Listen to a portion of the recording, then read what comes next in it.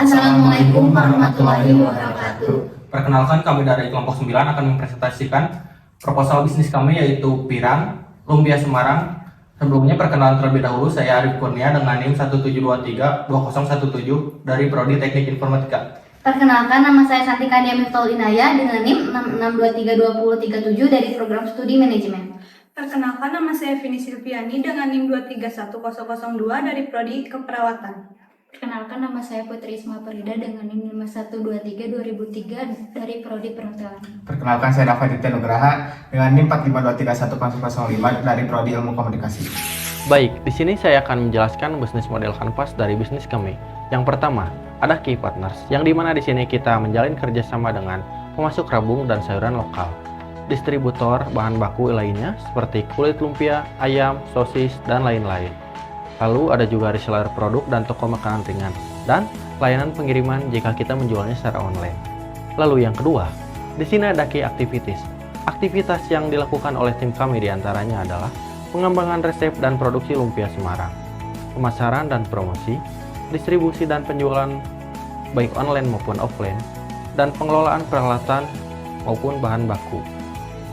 Yang ketiga adalah key resource. Sumber daya utama yang dibutuhkan untuk menjalankan bisnis kami adalah dapur dan fasilitas produksi, peralatan masak, tim produksi, platform pemasaran digital seperti media sosial, dan jaringan distribusi. Selanjutnya yang keempat adalah value propositions. Proposi nilai kami diantaranya kuliner unik dengan menggabungkan cita rasa klasik dengan sentuhan modern, yaitu perpaduan antara lumpia Semarang dengan Ciloin. Lalu ada juga menghadirkan pilihan isian modern seperti daging ayam, sosis, dan beef untuk memuaskan selera yang lebih beragam. Bisa juga sebagai alternatif camilan untuk remaja yang menyukai camilan lumpia. Ada juga daya tarik visual yang cukup kuat, pelayanan pelanggan yang baik dan kemudahan dalam pembelian, dan mendukung ekonomi lokal. Yang kelima, ada customer relationship. Hubungan dengan pelanggan kami dibangun melalui layanan pelanggan yang responsif melalui chat maupun telepon, program loyalitas untuk pelanggan tetap dan setia kami, konten interaktif di media sosial seperti resep dan cara penyajiannya, umpan balik pelanggan untuk pengembangan produksi. Selanjutnya yang keenam, channel. Saluran distribusi dan komunikasi kami meliputi penjualan secara online melalui media sosial, melalui WhatsApp ataupun Instagram, media sosial untuk promosi dan penjualan, dan pameran bazar makanan lokal.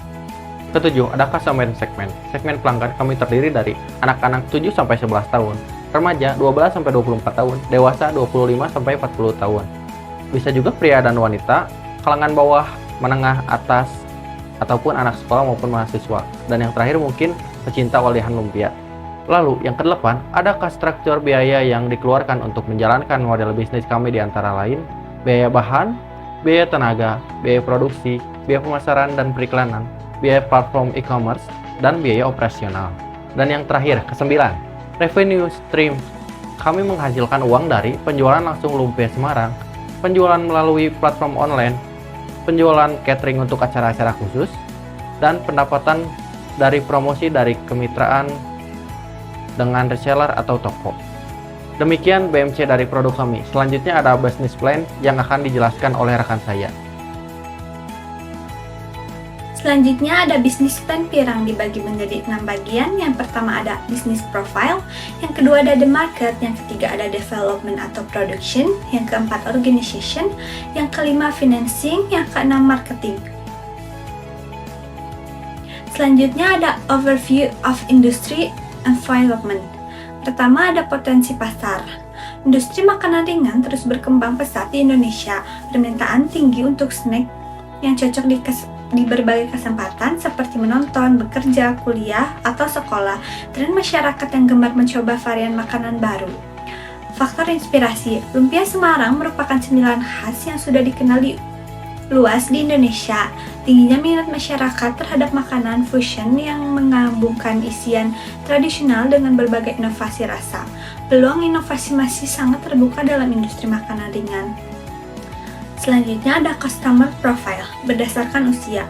Anak-anak usia 7-11 tahun, pada usia ini anak-anak cenderung menyukai snack renyah dengan rasa yang sedikit pedas. Remaja 12-24 tahun, Remaja adalah penggemar makanan ringan kekinian dengan harga yang terjangkau. Dewasa 25-40 tahun. Orang dewasa lebih mempertimbangkan kualitas dan kesehatan saat memilih snack. Berdasarkan kebutuhan, penggemar rasa pedas yaitu konsumen yang mencari lumpia dengan rasa pedas khas unik untuk berbeda dari produk sejenis. Penikmat makanan praktis, yaitu mereka yang membutuhkan snack yang mudah dibawa dan bisa dinikmati di berbagai kesempatan seperti perjalanan, bekerja, atau bersantai. Selanjutnya ada deskripsi produk pirang. Lumpia Semarang adalah makanan tradisional khas Semarang, Jawa Tengah yang merupakan perpaduan unik antara cita rasa Tionghoa dan Jawa. Lumpia ini biasanya diisi dengan rebung yang lembut, telur, daging ayam, atau udang yang gurih, serta sayuran segar menghasilkan cita rasa yang khas dan menggugah selera. Value added. 1.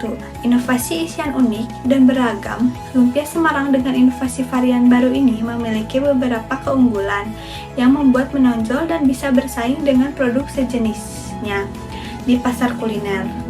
Nilai tambahan kuliner, nilai tambahan yang dimiliki produk kami adalah inovasi isian unik yang beragam.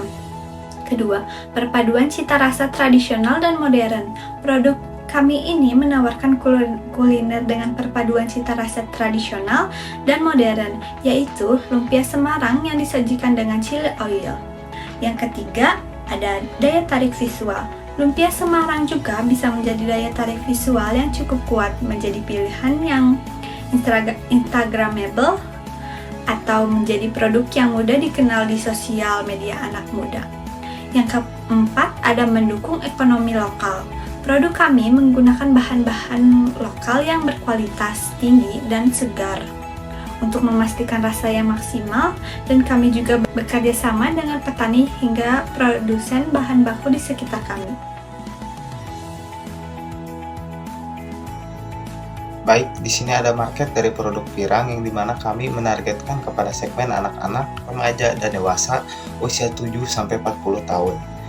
Kami memilih segmen ini karena dalam pola konsumsi anak-anak usia 7-12 tahun biasanya mereka ikut tertarik mengkonsumsi makanan enak dan praktis yang orang tua mereka berikan.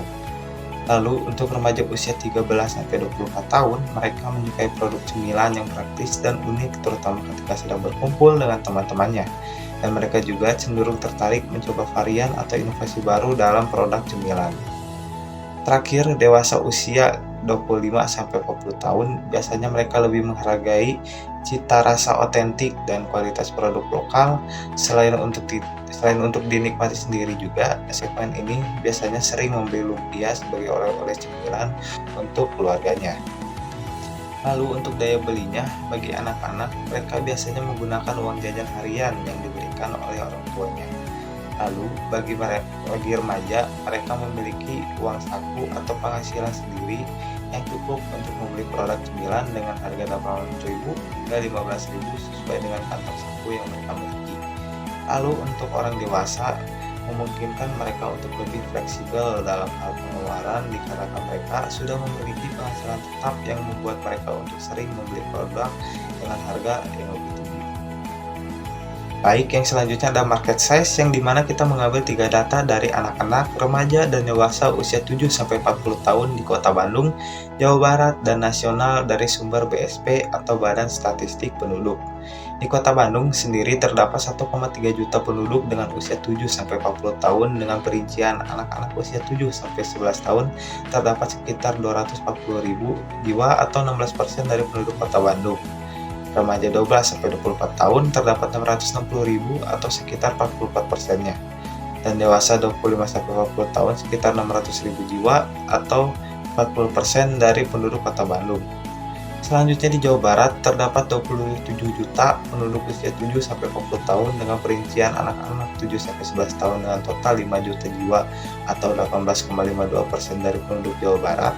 Remaja dengan total 12 juta jiwa atau 44,44% dari penduduk Jawa Barat, dan dewasa 25-40 dengan total 10 juta jiwa atau 37,4% dari penduduk Jawa Barat.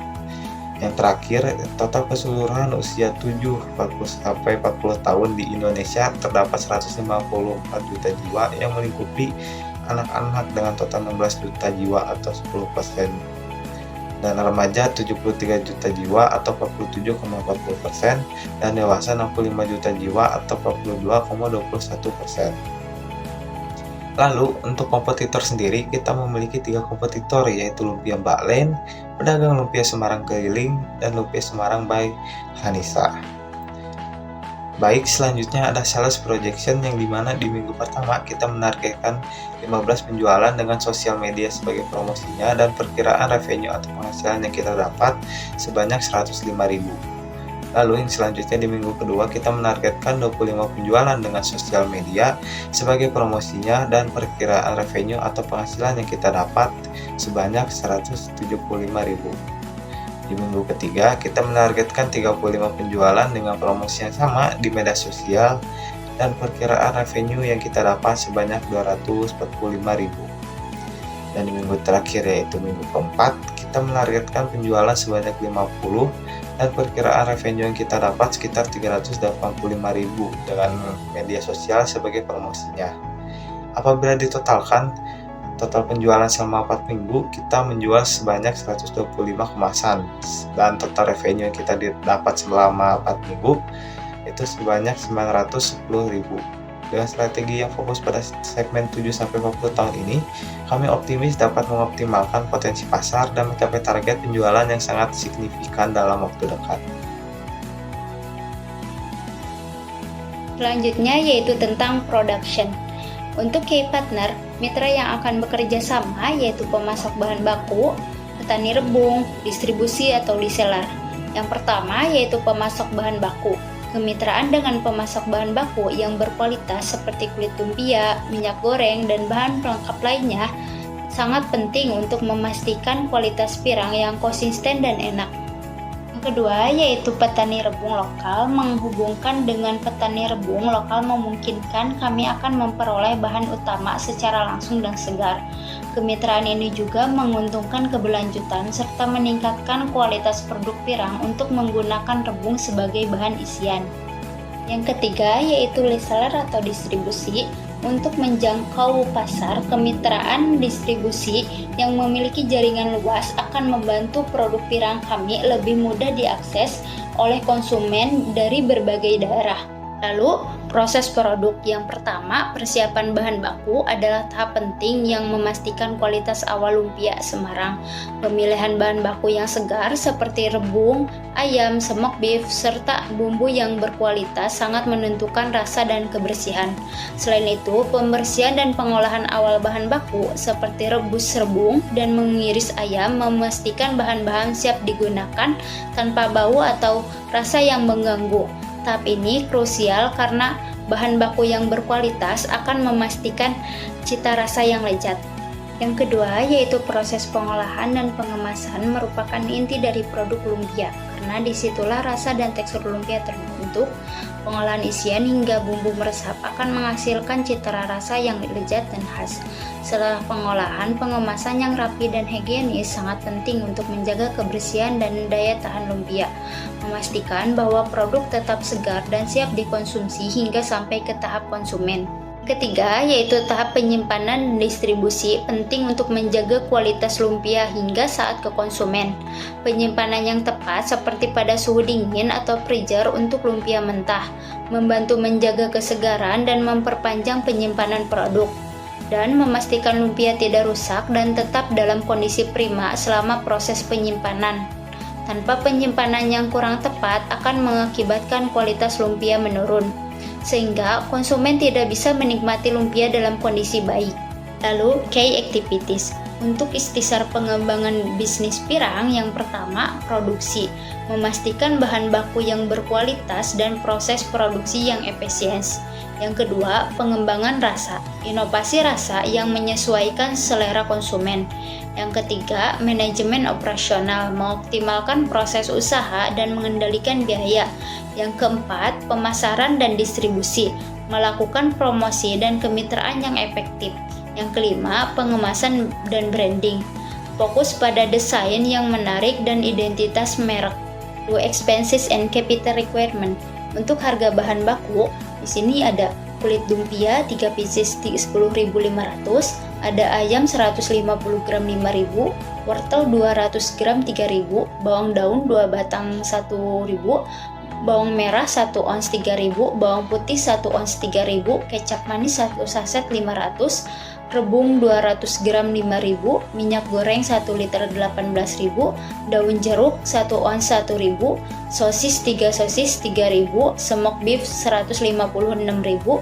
Jadi total semuanya mendapatkan 59.000. Untuk satu kali produksi kita bisa mendapatkan 45 piece. Lalu untuk harga alat produksi, yang pertama ada gas 23.000, yang kedua wajan 30.000, yang ketiga spatula 15.000, yang keempat saringan atau peniri 10.000, yang kelima telanan 7.000, yang keenam pisau 8.000, yang ketujuh wadah atau mangkuk 30.000. Jadi kalau ditotalin semuanya yaitu 123.000.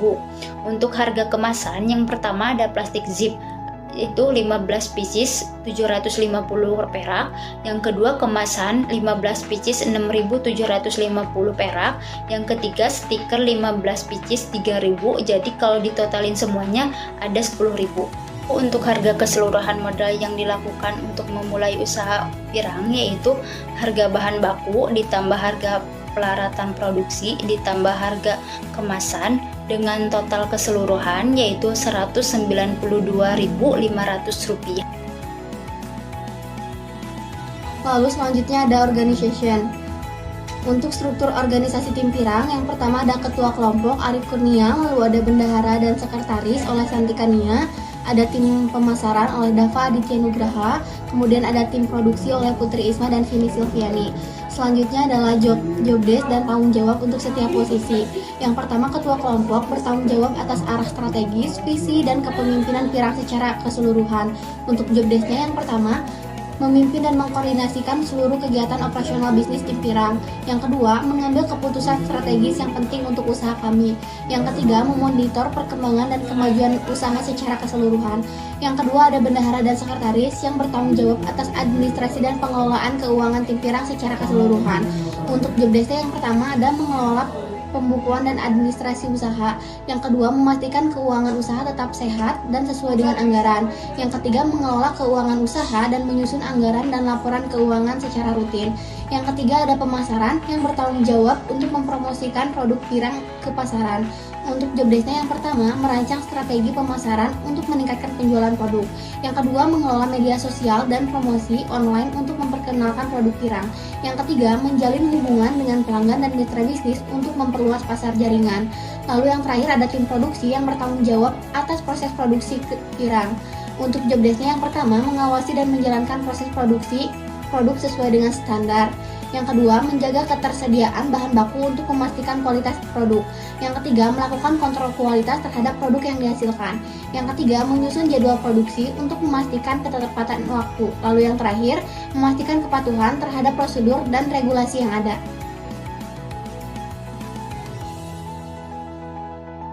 Selanjutnya, financing.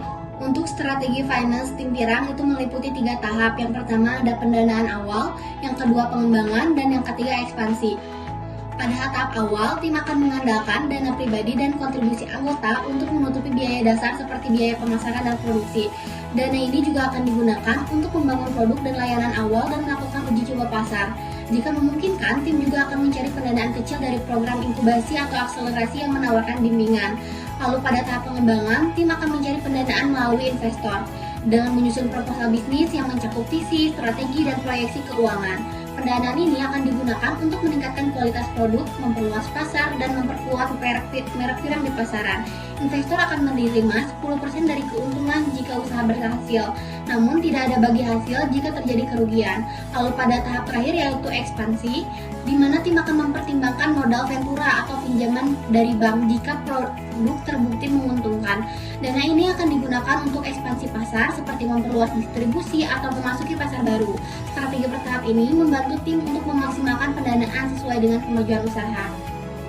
Lalu selanjutnya ada proyeksi cash flow mingguan tim pirang.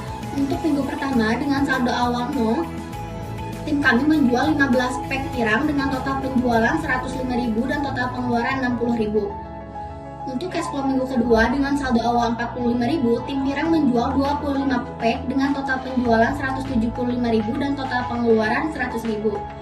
Untuk cash flow minggu ketiga dengan saldo awal 120.000, tim pirang menjual 35 pack dengan total penjualan 245.000 dan total pengeluaran 142.000.